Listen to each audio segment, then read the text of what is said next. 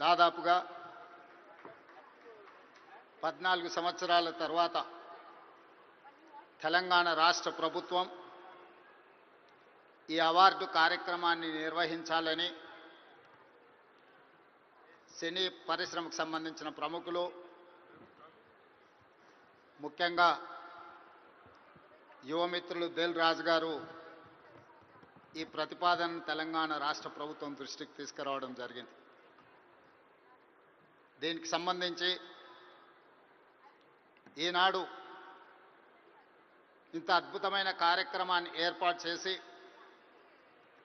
ఈ కార్యక్రమానికి నాతో పాటు ఉప ముఖ్యమంత్రి వర్యులు మిత్రులు బట్టి విక్రమార్క గారు, మా మంత్రివర్యులు సినిమాటోగ్రఫీ శాఖ ప్రత్యేకంగా చూస్తున్న మిత్రులు కోమటిరెడ్డి వెంకటరెడ్డి గారిని, అదేవిధంగా మంత్రివర్యులు వాకిటి శ్రీహరి గారిని, మిత్రులు మధు యాస్కీ గారిని, రాజకీయ ప్రముఖులను, సినీ పరిశ్రమకు సంబంధించిన ప్రముఖులను అందరినీ కూడా ఈ ప్రత్యేకమైన కార్యక్రమానికి ఆహ్వానించి గతంలో ప్రారంభించిన ఒక మంచి సాంప్రదాయాన్ని కొనసాగించడానికి మీరందరూ సహకరించినందుకు మనస్ఫూర్తిగా తెలంగాణ రాష్ట్ర ప్రభుత్వం తరఫున అభినందనలు తెలియజేస్తున్నా.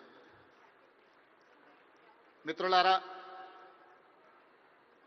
కాంగ్రెస్ పార్టీ, కాంగ్రెస్ ప్రభుత్వం పరిశ్రమను ఎప్పుడూ గౌరవించి మీకు అవసరమైన అన్ని వసతులను ఏర్పాటు చేయడమే కాకుండా మిమ్మల్ని అభినందించాలన్న ఆలోచనతోటి 60 సంవత్సరాల క్రితం, నాకు తెలిసినంత వరకు సినీ ప్రముఖులకు ఇంకా బాగా తెలియాలి, 1964లో తెలుగు సినీ పరిశ్రమను గుర్తించడానికి డైరెక్టర్లను, నటులను, అదేవిధంగా ఇతర కళాకారులను గుర్తించాలి, గుర్తించిన వాళ్లకు అవార్డులు ఇవ్వాలి, ఆ అవార్డులకు నంది పేరు పెట్టాలి అని చెప్పి 60 సంవత్సరాల క్రితం ఆనాటి ప్రభుత్వం నిర్ణయం తీసుకొని ఆ సంప్రదాయాన్ని 14 సంవత్సరాల క్రితం వరకు ఎవరు ఉమ్మడి ఆంధ్రప్రదేశ్కి ముఖ్యమంత్రి అయినా ఈ కార్యక్రమాలను నిర్వహించుకుంటూ వచ్చిండ్రు. మొట్టమొదటి నంది అవార్డు ఉత్తమ నటుడుగా డాక్టర్ అక్కినేని నాగేశ్వరరావు గారు తీసుకున్నారని, అలాంటి గొప్ప కళాకారుడికి ఆనాటి ప్రభుత్వం సముచితమైన గౌరవాన్ని ఇవ్వడాన్ని ఈరోజు మనందరం గుర్తు చేసుకోవాల్సిన అవసరం ఉన్నది. అదేవిధంగా వివిధ కారణాల చేత 14 సంవత్సరాల క్రితం ఆగిపోయిన ఈ కార్యక్రమాన్ని మళ్ళీ కొనసాగించాలన్న ఆలోచనతోటి మా ప్రభుత్వం నంది అవార్డులను ఈరోజు తెలంగాణ గద్దర్ ఫిల్మ్ అవార్డ్స్గా ఈరోజు మీ ముందుకు వచ్చి నిలబడి ఈ 11 సంవత్సరాలు తెలంగాణ రాష్ట్రం ఏర్పడ్డ తర్వాత తీసిన అన్ని సినిమాలకు సంబంధించిన డైరెక్టర్లను, కళాకారులను, కవులను, గాయకులను, సాంకేతిక నిపుణులను అందరినీ అభినందించాలి అని ఈరోజు ఈ కార్యక్రమాన్ని ఏర్పాటు చేసి ఇన్ని గంటలైన ప్రముఖులందరూ ఇక్కడ ఉండి పరిశ్రమ అంతా ఒక్కటే, ఈ పరిశ్రమకు తెలంగాణ రాష్ట్ర ప్రభుత్వం అందిస్తున్న ప్రోత్సాహాన్ని మేమందరం కూడా ఆహ్వానిస్తున్నామని చెప్పి ఇంత సమయం ఇక్కడ కేటాయించినందుకు మీ అందరిని అభినందిస్తూ, గతంలో భారతీయ సినీ పరిశ్రమ అంటే బాలీవుడ్ అని చర్చించుకునేవాళ్ళు, తెలుగు సినీ పరిశ్రమ అంటే చెన్నైలో ఉంది అని మాట్లాడుకునేవాళ్ళు. కానీ ఈనాడు భారతీయ సినీ పరిశ్రమ అంటే తెలుగు సినీ పరిశ్రమ, ఈ తెలుగు సినీ పరిశ్రమకు హైదరాబాద్ వేదిక అని చెప్పి ఈరోజు మీరందరూ నిరూపించినందుకు రాష్ట్ర ప్రభుత్వం తరఫున మిమ్మల్ని అందరినీ అభినందిస్తున్నా. సినీ పరిశ్రమకు సంబంధించి మొదటి తరం అన్న నందమూరి తారక రామారావు గారు, డాక్టర్ అక్కినేని నాగేశ్వరరావు గారు.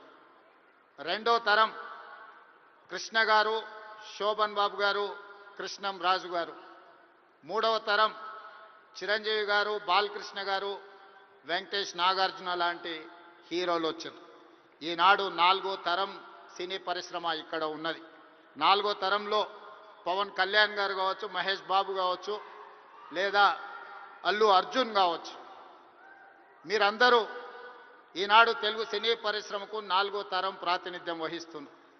ఈరోజు ఈ వేదిక మీద నుంచి చాలామంది విద్యార్థి దశలో నాకు పరిచయం ఉన్న వాళ్ళందరికీ ఈరోజు సినీ పరిశ్రమలో రాణించిందని ఇక్కడ కలుస్తుంటే నాకు చాలా ఆనందం కలిగింది.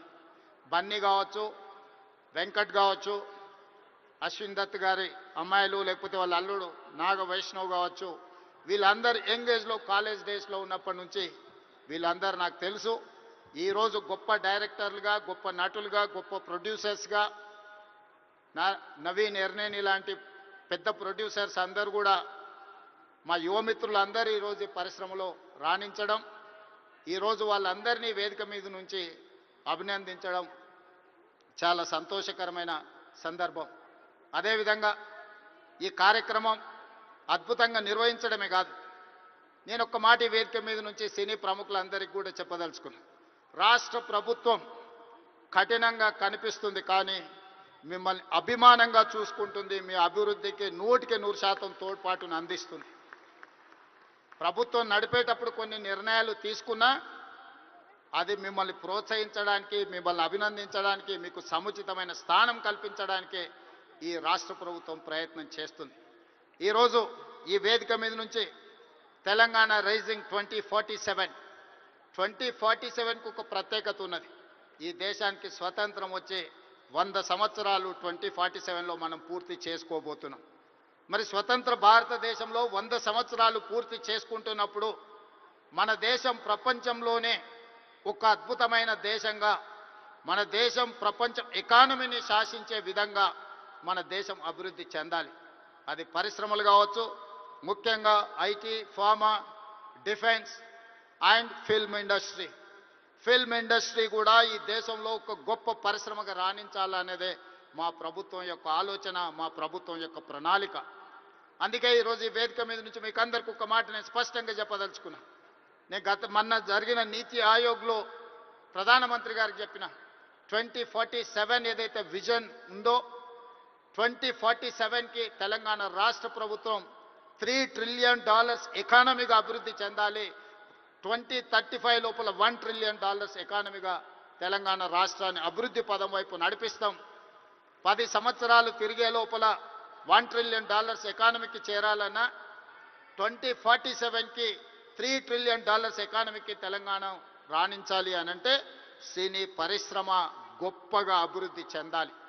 ఈరోజు హాలీవుడ్ అంటే అమెరికాకి వెళ్తున్నాం, బాలీవుడ్ అంటే ముంబైకి వెళ్తున్నాం. నేను అడుగుతున్న మిత్రుల్ని, రాజమౌళి గారిని, ఈరోజు ప్రపంచమే గుర్తించే విధంగా అద్భుతమైన సినిమాలను తీయగలిగిన మీరు ఆ పరిశ్రమను ఎందుకు ఈ గడ్డ మీదకి తీసుకురారు అని నేను మిమ్మల్ని అడుగుతున్నా. ఈరోజు రాష్ట్ర ప్రభుత్వం మీకు అండగా నిలబడ్డది. హాలీవుడ్ అమెరికా కాదు, బాలీవుడ్ ముంబై కాదు, హాలీవుడ్ బాలీవుడ్ హైదరాబాదు గడ్డ మీద ఉండాలి. మీకేం కావాలనో నాకు చెప్పండి, రాష్ట్ర ప్రభుత్వం మీకు అండగా నిలబడుతుంది. ఒక ఐటీ పరిశ్రమను, ఒక ఫార్మా ఇండస్ట్రీని, ఒక డిఫెన్స్ ఇండస్ట్రీని ఏ రకంగా ప్రోత్సహించినామో ఈరోజు ఫిల్మ్ ఇండస్ట్రీని అదే విధంగా ప్రోత్సహిస్తాం. మీకు కావాల్సిన ప్రణాళికలు అందిస్తాం. ప్రణాళికలు మీరు రచించండి. మా విజన్ డాక్యుమెంట్లో, తెలంగాణ రైజింగ్ 2047 విజన్ డాక్యుమెంట్లో ఫిల్మ్ ఇండస్ట్రీకి ఒక చాప్టర్ ఇస్తాం. ఆ చాప్టర్ని రాయాల్సిన బాధ్యత సినీ ప్రముఖులకు, ఇక్కడ ఉన్న పెద్దలందరికీ ఉంది. మీకు ఏం కావాలనో నాకు చెప్పండి. నేను ఈరోజు చెప్తున్నా, ఇక్కడ నుంచి 22 సంవత్సరాలు, ఈ 22 సంవత్సరాలు క్రియాశీలక రాజకీయాలలో నేను ఉంటా. ఏ హోదాలో ఉన్నా మీకు అండగా నిలబడతా. ఈ పరిశ్రమను అంతర్జాతీయంగా అభివృద్ధి చెందడానికి అవసరమైన అన్ని ప్రణాళికలను, అన్ని రకాల మిమ్మల్ని ప్రోత్సాహకాలను, మీకు అవసరమైన వసతులను ఏర్పాటు చేయడానికి తెలంగాణ రాష్ట్ర ప్రభుత్వం సిద్ధంగా ఉంది. ఈరోజు vision document Telangana means business. Telangana ఎవరైనా రావచ్చు, ఎవరైనా వ్యాపారం చేసుకోవచ్చు, ఎవరైనా వ్యాపారంలో రాణించవచ్చు. ప్రపంచ దేశాల నుంచి ఈరోజు ఫార్చ్యూన్ 500 కంపెనీస్లో 85 కంపెనీల ఫుట్ఫాల్స్ ఈరోజు తెలంగాణ రాష్ట్రంలో ఉన్నాయి. దేశంలో ఏ సిటీలో కూడా 500 ఫార్చ్యూన్ కంపెనీలలో 85 కంపెనీలు ఉన్న సిటీ హైదరాబాద్ సిటీ. ఈరోజు మెట్రోపాలిటన్ సిటీస్ చాలా సందర్భాలలో మాట్లాడుతుంటారు, బెంగళూరుతో పోటా, అమరావతితో పోటా, ముంబై, చెన్నై, లేకపోతే ఢిల్లీ అని. నేను చెప్పదలుచుకుని ఏవి నాకు పోటీ కాదు, వీళ్ళంతా మా సోదరులు. నా పోటీ న్యూయార్క్తోని, టోక్యోతోని, జపాన్తోని, సౌత్ కొరియాతోని, చైనాతోని పరిశ్రమలలో పోటీ పడదలుచుకున్నాను. అభివృద్ధిలో సౌత్ కొరియాతో పోటీ పడదలుచుకున్నాను. జపాన్లో టెక్నాలజీలో పోటీ పడదలుచుకున్నాను. ఇది మా విజన్ డాక్యుమెంట్. తెలంగాణ రైజింగ్ 2047 ఒక విజన్ డాక్యుమెంట్ తయారు చేస్తున్నాం. మా మిత్రుడు దిల్ రాజు గారికి నా సూచన, అందులో ఒక చాప్టర్ సినీ పరిశ్రమకు ఉన్నది. ఆ సినీ పరిశ్రమకు సంబంధించిన చాప్టర్ మీ ప్రముఖులందరూ కలిసి మీకు ఏం కావాలనో చెప్పండి. తెలంగాణ రాష్ట్ర ప్రభుత్వం మీకు అండగా నిలబడుతుంది. నా కళ్ళతోని 2047 15th ఆగస్ట్ రోజు $3 trillion ఎకానమీని చూసినాక ఆ రోజు నేను రాజకీయంగా ఆ రోజు చాలా ఆనందంగా మళ్ళీ సినీ పరిశ్రమ వేదికను ఏర్పాటు చేసి నేను చెప్పింది ఇంతవరకు ఏది మిస్ కాలేదు. ఇంతవరకు నేను ఆలోచన చేసింది, నేను సాధించాలనుకున్న దాంట్లో ఎందులో కూడా ఇంతవరకు నేను ఫెయిల్ కాలే. నా సక్సెస్ రేషియో 100%. అంతెందుకు, ఇక్కడ అశ్విందత్ గారు అమ్మాయి ఉంది. అమ్మాయి కాలేజ్ స్కూల్కి పోయేటప్పుడు నాకు బాగా తెలుసు. అమ్మాయితో నవ్వుతూ అనేవాడు, నువ్వు రెడ్ల అమ్మాయిని పెళ్లి చేసుకుంటావమ్మా అని. సరిగ్గా రెడ్ల అబ్బాయిని పెళ్లి చేసుకొని ఇప్పుడు వేద మీదకి వచ్చింది. 20 years బ్యాకో 25 years బ్యాకో నేను చెప్పిన అమ్మాయికి, నాకు తెలిసినంత వరకు. సో నేను ఒకసారి చెప్పిన అంటే 100% అది జరుగుతుంది. 2047కి $3 trillion ఎకానమీకి మనం చేరుకుంటాం.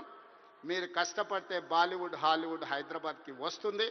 దానికి సంబంధించి మా వైపు నుంచి సంపూర్ణమైన సహకారం ఉంటుంది. ఈరోజు గద్దరన్న అంటే ఒక చైతన్యం, గద్దరన్న అంటే ఒక విప్లవం, గద్దరన్న అంటే ఒక వేగు చుక్క. గద్దరన్న స్ఫూర్తితోని ఈరోజు తెలంగాణ రాష్ట్రాన్ని మేము సాధించుకున్నాం. జయ జయ హే తెలంగాణ అందించిన అద్మశ్రీ, ఈరోజు జై బోలో తెలంగాణ అందించిన గద్దరన్న మాకందరికీ స్ఫూర్తి. అలాంటి స్ఫూర్తితోనే మేము పోరాటం చేసినాం. ఈ పోరాటం ప్రజల కోసమే, ప్రజలకు అవసరమైన సంక్షేమాన్ని, అభివృద్ధిని అందించడానికి నిత్యం వారిని స్ఫూర్తిగా తీసుకుంటాం. ఈరోజు తెలంగాణ గద్దర్ ఫిల్మ్ అవార్డ్స్ తీసుకున్న వాళ్ళందరినీ కూడా నేను మనస్ఫూర్తిగా అభినందిస్తున్నా. ఈ తెలంగాణ నిర్మాణంలో, ఈ తెలంగాణ అభివృద్ధిలో మీరందరూ భాగస్వాములు కావాలి. గతంలో ఏమైనా అంశాలు ఉన్నా వాటన్నిటిని పక్కన పెట్టండి. మనందరం కలిసికట్టుగా అభివృద్ధి పదం వైపు నడవాలి. మరొక్కసారి నందమూరి బాలకృష్ణ గారిని వారు ఒక మాట చెప్పిండ్రు నాకు చెప్పమని.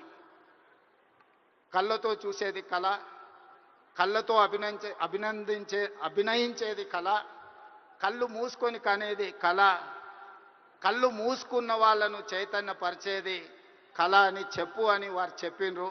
సో వారి బాలకృష్ణ గారి తరఫున మీకు అందరికీ చెప్తున్నా, ఖచ్చితంగా ఈ కళా చైతన్యమే ఈరోజు తెలంగాణ రాష్ట్రాన్ని అభివృద్ధి పదం వైపు నడిపించిన, ఎంతోమందిని ఈరోజు విప్లవాల వైపు నడిపించిన గద్దరన్న ఈరోజు అభివృద్ధి పదం వైపు నడిపించడానికి కూడా మనస్ఫూర్తిగా ఉండాలి.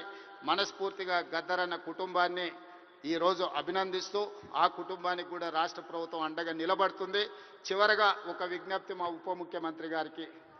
హైదరాబాద్ పిల్లోడు రాహుల్ సిప్లీగంజ్ ఓల్డ్ సిటీ నుంచి అద్భుతంగా ఆస్కార్ అవార్డు వరకు రాణించారు. ఈ వేదిక మీద మా బట్టన్న ఏమి ఇచ్చినట్టు లేడు.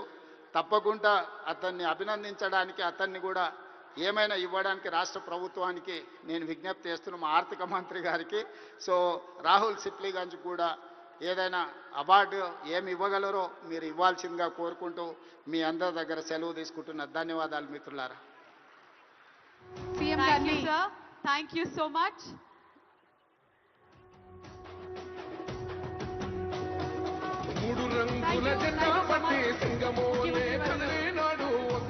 రేవంత్ రెడ్డి గారికి మా హృదయపూర్వకమైనటువంటి ధన్యవాదాలను తెలియజెప్తూ ఉన్నాము. అద్భుతమైనటువంటి ప్రోత్సాహకరమైనటువంటి మాటల్ని మనకి వినిపించారు. ఇక టాలీవుడ్ అంతర్జాతీయ వేదికగా అక్కడికి వెళ్లాల్సినటువంటి అవసరం లేదు. ఇక్కడే అద్భుతమైనటువంటి విజయాల్ని చూపి ఇంకా అద్భుతమైనటువంటి వేదిక తెలంగాణ అవుతుంది అని మనస్ఫూర్తిగా ఆశిస్తూ ఉన్నాము. ఇంకా కొన్ని అవార్డ్స్ ఉన్నాయి మనకి. 2021 నుంచి 2023 వరకు ఉండేటువంటి అవార్డ్స్.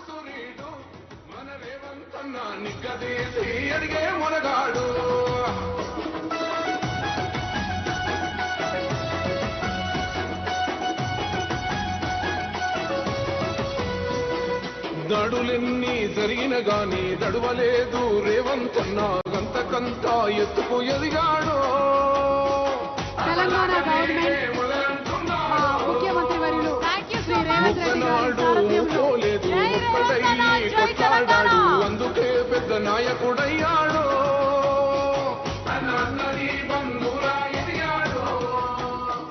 మరికొన్ని అవార్డుల్ని అందించడానికి డిప్యూటీ సీఎం గారు బట్టి విక్రమార్క గారిని వేదిక మీదకి రావాల్సిందిగా రిక్వెస్ట్ చేస్తున్నాము. అలాగే God of masses Nandamuri Balakrishna గారిని వేదిక మీదకి రావాల్సిందిగా రిక్వెస్ట్ చేస్తున్నాము. ఇంకొన్ని అవార్డ్స్ ని ప్రెజెంట్ చేయడానికి గాను డిప్యూటీ సీఎం గారిని అలాగే నందమూరి బాలకృష్ణ గారిని వేదిక మీదకి సగౌరవంగా ఆహ్వానిస్తున్నాము. మరి ఎస్ వాళ్ళిద్దరి సమక్షంలో 2021 అవార్డ్స్ ని అందజేయడం జరుగుతుంది. ప్రథమ ఉత్తమ చిత్రం 2021 RRR. Name of the producer Shri DVV దానే గారిని స్టేజ్ మీదకి సాధనంగా ఆహ్వానిస్తున్నాం. RRR సినిమాకి గాను ప్రథమ ఉత్తమ చిత్రం 2021 అందుకోవడం జరిగింది. నందమూరి బాలకృష్ణ గారు అలాగే డిప్యూటీ సీఎం గారు బట్టి విక్రమార్క గారి చేతుల మీదుగా అవార్డ్స్ ఫర్ 2021, 22, 23. 2021 ప్రథమ ఉత్తమ చిత్రం 2021 RRR సినీ ప్రొడ్యూసర్ శ్రీ డివివి దానే గారిని స్టేజ్ మీదకి సాధనంగా ఆహ్వానిస్తున్నాము. వీరికి గోల్డ్ మొమెంటోతో పాటు 5 లక్షల రూపాయల క్యాష్ ప్రైజ్ మరియు ప్రశంసా పత్రం. Cine director Shri S S Rajamouli గారికి సిల్వర్ మొమెంటోతో పాటు ప్రశంసా పత్రం. Cine hero Shri N T Rama Rao గారికి శ్రీ రామ్ చరణ్ గారికి బ్రాంజ్ మొమెంటోతో పాటు ప్రశంసా పత్రం. అండ్ అలాగే cine heroines Alia Bhatt and miss Olivia Morris గారికి బ్రాంజ్ మొమెంటోతో పాటు ప్రశంసా పత్రాన్ని అందజేయడం జరుగుతుంది. ప్రథమ ఉత్తమ చిత్రం 2021 RRR. ద్వితీయ ఉత్తమ చిత్రం 2021 చిత్రం అఖండ. ప్రొడ్యూసర్ మిరియాల రవీందర్ రెడ్డి గారు, డైరెక్టర్ బోయపాటి సీను గారు. ప్రొడ్యూసర్ మిరియాల రవీందర్ రెడ్డి గారికి 3 లక్షల క్యాష్ ప్రైజ్ అలాగే ప్రశంసా పత్రం. బోయపాటి సీను గారికి బ్రాంజ్ మొమెంటో అండ్ ప్రశంసా పత్రం. హీరో నందమూరి బాలకృష్ణ గారు for the movie Akhanda bronze memento ప్రశంసా పత్రం and heroine Pragya Jaiswal bronze memento మరియు ప్రశంసా పత్రం అందుకోబోతున్నారు.